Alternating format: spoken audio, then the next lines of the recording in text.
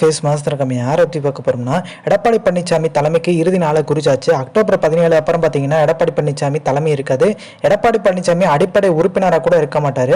எடப்பாடியை தவிர்த்து எல்லாருமே ஒன்றிணைய போகிறதா தகவல் இருக்குது. இது மருது அழகலாரிஜே பார்த்தீங்கன்னா இப்போ பேட்டி கொடுத்துட்ருக்காரு. ஓபிஎஸ் ஆதரவாளர் ஓபிஎஸ் பார்த்தீங்கன்னா விசுவாசம் இல்லைன்ற மாதிரி ஒரு விஷயத்த சொல்லியிருக்காரு.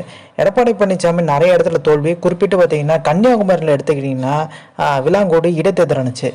அங்கே 90,000 மேலே பார்த்தீங்கன்னா காங்கிரஸ் ஓட்டு வாங்குறாங்க. 2 இடத்துல பார்த்தீங்கன்னா பாஜக 50,000 ஓட்டு, நாம் தமிழர் 12,000 ஓட்டு வைக்கிறாங்க. ஆனால் 30 ஆண்டு ஆட்சியில் இருந்த அதிமுக வெறும் 5,000 ஓட்டு தான் வாங்குறாங்க. எடப்பாடி பழனிசாமியோட உச்சபட்ச சாதனையே அதுதான்ற மாதிரி பார்த்தீங்கன்னா எடப்பாடியை அப்படியே 10 தோல்வி பழனிசாமின்ற மாதிரி பார்த்தீங்கன்னா ஒரு விஷயத்தையும் எடுத்து வச்சிருக்காரு. எடப்பாடி பழனிசாமிக்கு நாள் குறிச்சாச்சு. அது அக்டோபர் 17 சொல்லியிருக்காரு.